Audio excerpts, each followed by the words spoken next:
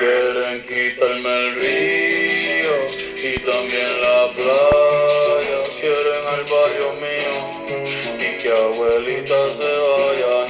No suelten la bandera ni olviden la Lola. Que no quiero que hagan contigo lo que le pasó a Hawái.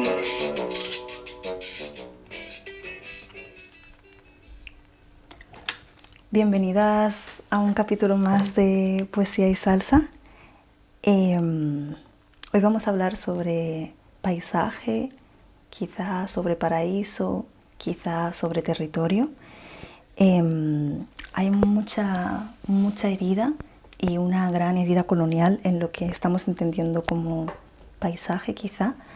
Y también hay mucha violencia, ¿no?, en la postal tropical, en esa arena blanca, en esas matas de coco y en ese cielo azul, ¿no?, y en lo que se nos vende y en esa imagen y esa foto que se exporta, ¿no?, de ciertos territorios. En este Poesía y Salsa yo pensaba que sería interesante quizá disipar las dudas sobre qué es territorio, qué es paisaje, qué es jardín, e incluso, aunque hoy no nos adentraremos en esto, en qué hace un jardinero en el jardín, ¿no?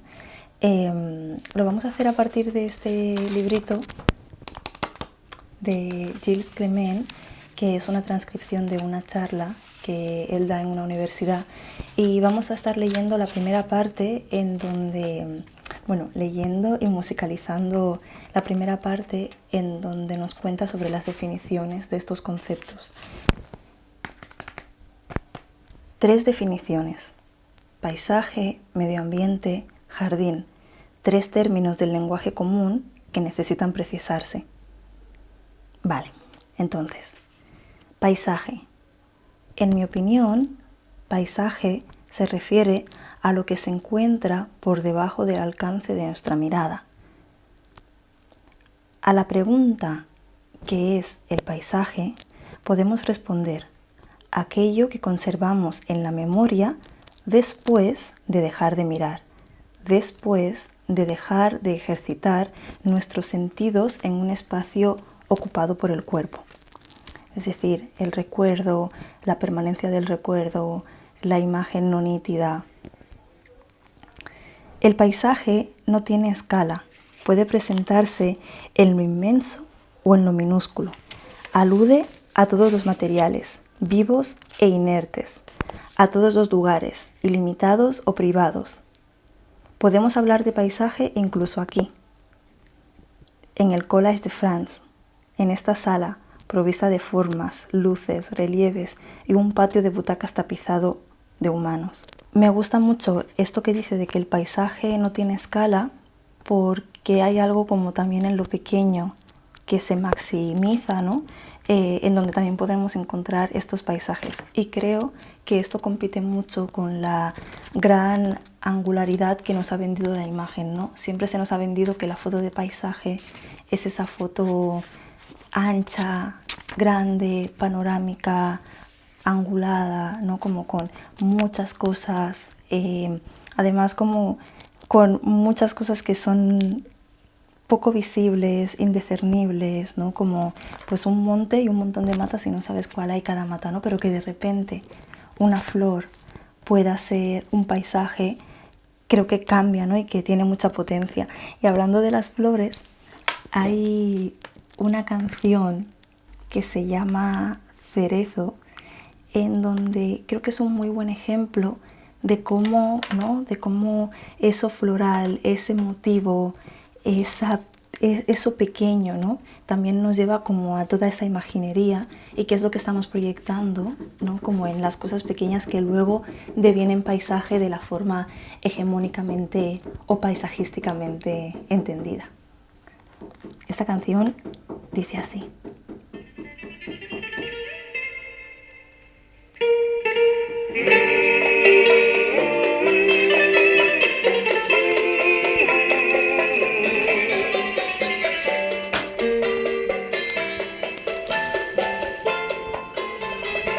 En el jardín de los cerezos, cortaste niña aquella flor.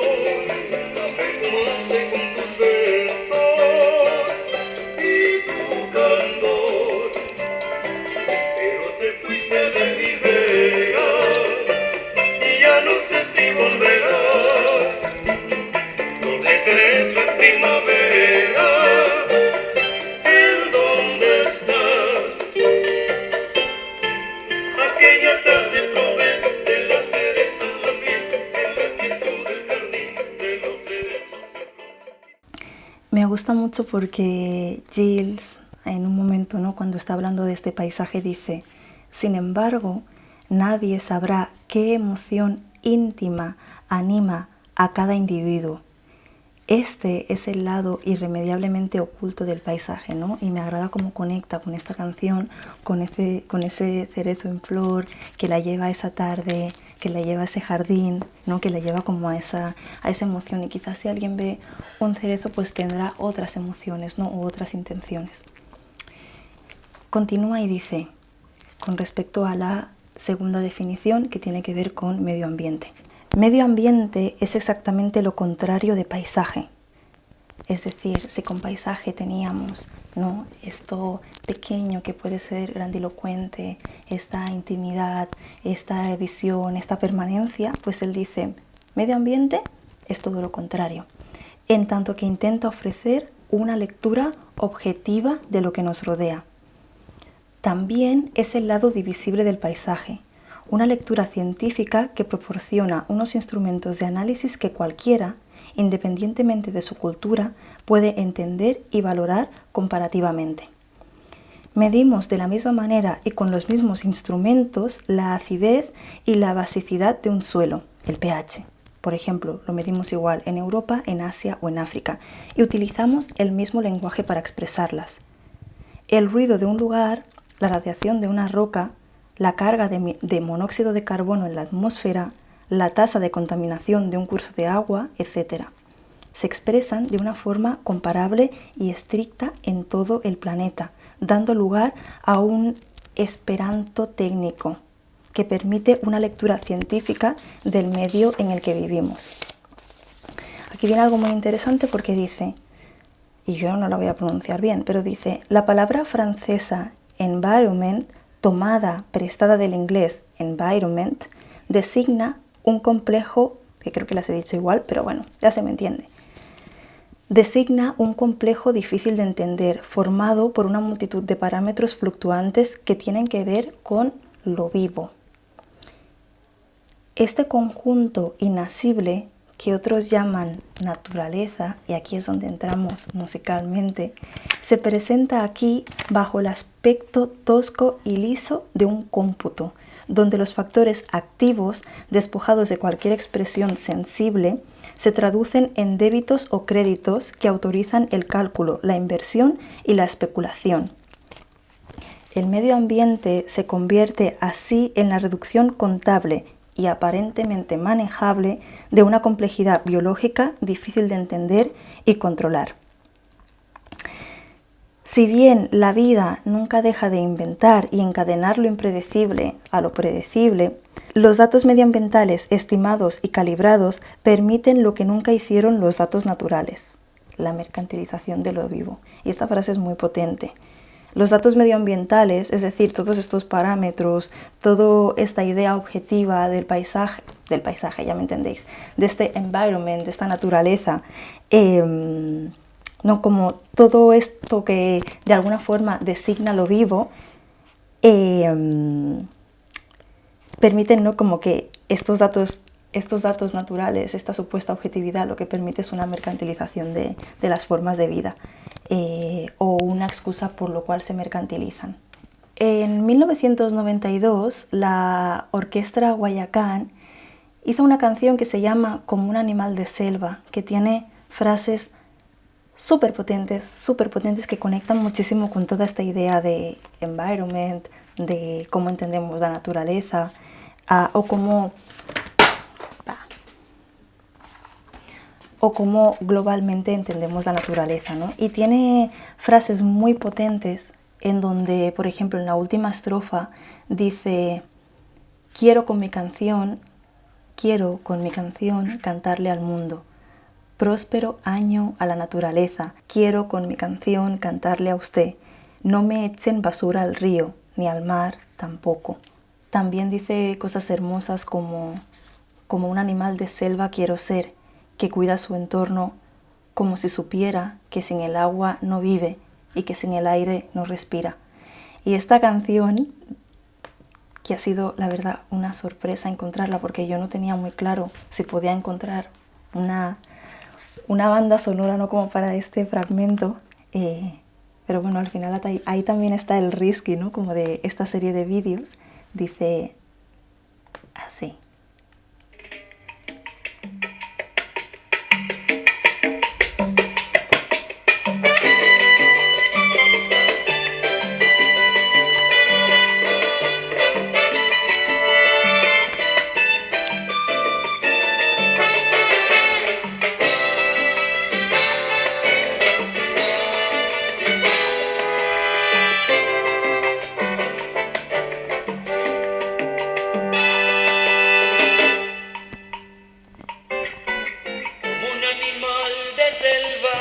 Quiero ser, que cuida su entorno como si supiera que sin el agua no vive, que sin aire no respira, que si le falta se puede morir. En cambio nosotros, sabios de papel, almacenamos cartones y diplomas, que un día asististe a Harvard, a la escuela de Chicago, y alimentaste tu ego con poder. Y a la naturaleza poco la exterminamos, el aire contaminamos, no hay agua para vivir.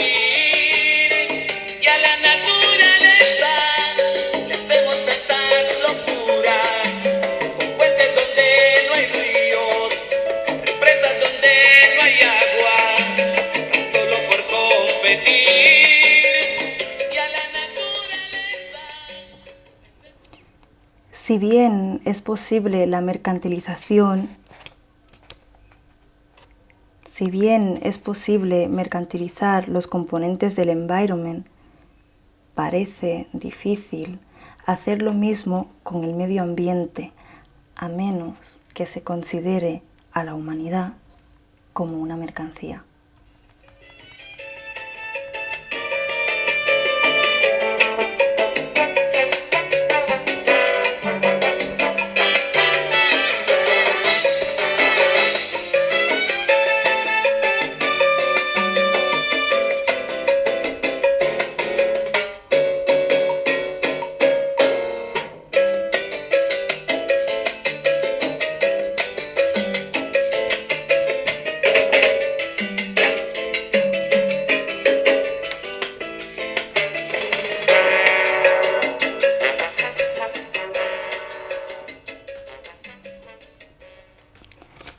Observamos, de paso, que las palabras que se supone transmiten nociones compartidas a escala planetaria derivan en realidad en diferentes formas de ver el mundo. Y, desde este punto de vista, resulta interesante plantearnos la pregunta metafórica. ¿Qué idioma queremos hablar? ¿El de la supremacía o el de la igualdad con lo vivo?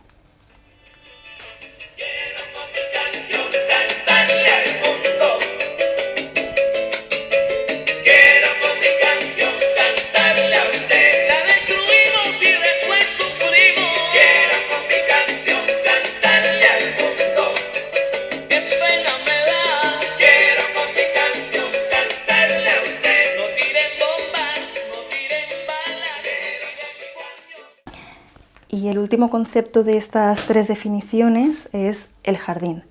Y Clement nos dice así: jardín escapa a las divisiones culturales. Se refiere al medio ambiente solamente para establecer las buenas reglas de la jardinería y del paisaje, porque nunca cesa de crearlo, ¿no? Como que de repente en la idea de jardín lo que encontramos es de alguna forma un mix entre paisaje y medio ambiente, aunque podríamos entrar en medio ambiente, naturaleza y como qué tipo de debate hay dentro de esa cajita.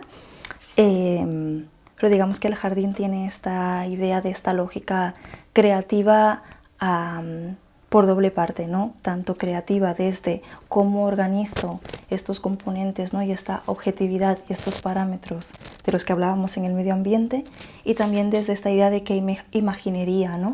Estoy creando con la organización de estos parámetros. A nivel fantasioso me refiero. Y es que veremos que jardín significa tanto recinto como paraíso. Y esto de la idea de paraíso es innegable, ¿no? Tenemos un gran motivo bíblico en este primer jardín paraíso, ¿no? Que de alguna forma, ¿no? Como que narra, ¿no? Narra como muchas cosas también. Y dice, el recinto protege. Dentro del recinto se encuentra lo mejor, aquello que se considera lo más preciado, lo más bello, lo más útil y lo más equilibrado. La idea de lo mejor cambia con los tiempos históricos. En consecuencia, cambia también la arquitectura del jardín que refleja esta idea. No se trata solo de organizar la naturaleza según una escenografía tranquilizadora, sino también de expresar un pensamiento acorde con los tiempos que vivimos, una relación con el mundo, una visión política. Cualquiera que sea la figura estilística y la arquitectura que derive de ella a lo largo del tiempo, el jardín parece ser el único espacio de encuentro del ser humano con la naturaleza que nos incita a soñar. Y yo me quedo mucho, y me quedo muy pensando, y yo creo que valdría la pena desarrollarlo también en otro capítulo, aunque no prometo nada, con esta idea, ¿no? Como de este espacio para soñar, muy relacionado también con este paraíso inasumido, qué es lo que estamos soñando, ¿no? Cuando vemos un jardín, o qué tipo de sueños construimos, o qué tipo de organizatividad promueve, ¿no? Este jardín. Y sobre todo me preguntaba mucho cómo se trata en la música esta idea de jardín, porque tenemos muchas canciones que hablan de la idea de jardín, incluso que nos pueden llegar a confundir entre si hablan de paisaje, de jardín o de paraíso. Voy a poner dos canciones, una que habla de la idea de jardín como paraíso, con esto que decía, ¿no? Como de este paraíso, esta incitación a lo soñado, y otra que habla de jardín como recinto, de alguna forma, ¿no? Entonces, la primera canción es un clásico que yo no podía no ponerla, y dice así. Esta tarde vengo triste y tengo que decirte que tu mejor amiga estaba entre mis brazos. Sus ojos me llamaban pidiendo mis caricias. Su cuerpo me rogaba que le diera vida. Comí del fruto prohibido, quedando vestido, colgado de nuestra inconsciencia. Mi cuerpo fue gozo durante un minuto, mi mente lloraba tu ausencia. No lo volveré a hacer más, no lo volveré a hacer más. Pues mi alma llorando y mis ojos decían cansados que eras tú, que siempre serás tú. Lo siento mucho, la vida es así, no lo he inventado yo. Siempre que me miras con los ojos digo ido por manos sobre. Esta canción es el ejemplo perfecto de este jardín paraíso, ¿no? Y qué puede llegar a suceder, o cómo se nos ha contado este paraíso, más allá de que luego yo creo que podamos como encontrar otros ejemplos. Y la otra es una canción de Raulín Rodríguez, que a mí en realidad solo me interesa por uno de los parrafitos, en donde dice: allí en el jardín de mi casa yo conservo una florecita para traértela a ti, mi linda muchachita. Y creo que aquí se entremezclan muchas cosas, porque me puedo imaginar ese patio con esas flores y ese recinto real, no solamente imaginado, con el verdadero deseo de entregar esa flor de ese jardín. Ya no hablamos de esa flor cerezo que nos lleva como a esa tarde y tal, sino a realmente la necesidad material de entregar, regalar como ¿no? ese objeto jardín. Y también me imaginaba, en tanto que decía el libro, ¿no? De esto que nos incita a soñar, ¿no? Y todo lo que puede llegar a desembocar esta necesidad de este pequeño recinto floral que espera, ¿no? Y que espero para dártelo a ti. Bueno, esto me imaginaba yo. Y esta canción dice así.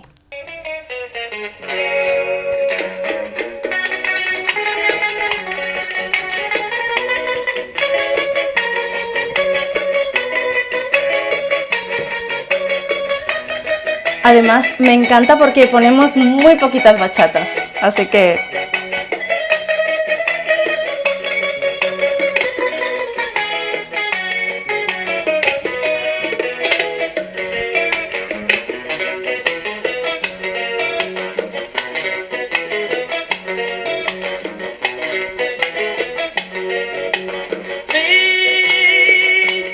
Vengo a cantarle una canción que yo escribí del corazón. Vengo a cantarle una canción que yo escribí del corazón. Para cantársela a mi niña, porque ella es toda mi ilusión.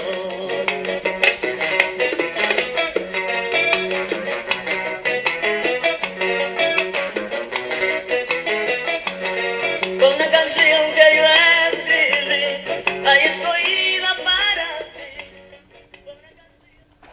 y nos vamos a la estrofa y dice así.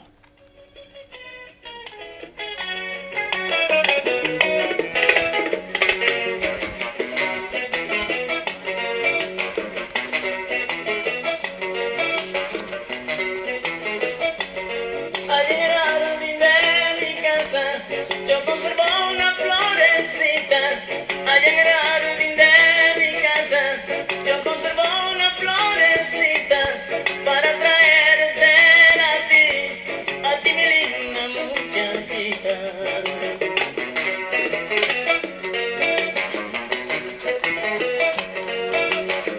Tú serás dueño de mi vida. Raulín espera en ese patio jardín de su casa, esperando entregar esa flor. No, y creo que hay algo como muy potente en ese deseo de entrega y en todo lo que proyecta en esa flor y en toda la vida imaginada, ¿no? Que esa flor da. Y creo que parte de las confusiones que tenemos con la idea de lo natural en el sentido como de lo plantístico, no sé si me estoy inventando una palabra, tiene que ver quizá como con la potencia del gesto y que esconde como cada gesto, ¿no? Que esconde clasificar, que esconde observar, que esconde disfrutar alrededor a través del paisaje, ¿no? Y con esto pues nos despedimos. Y no sé hasta cuándo quieren quitarme el río y también la playa.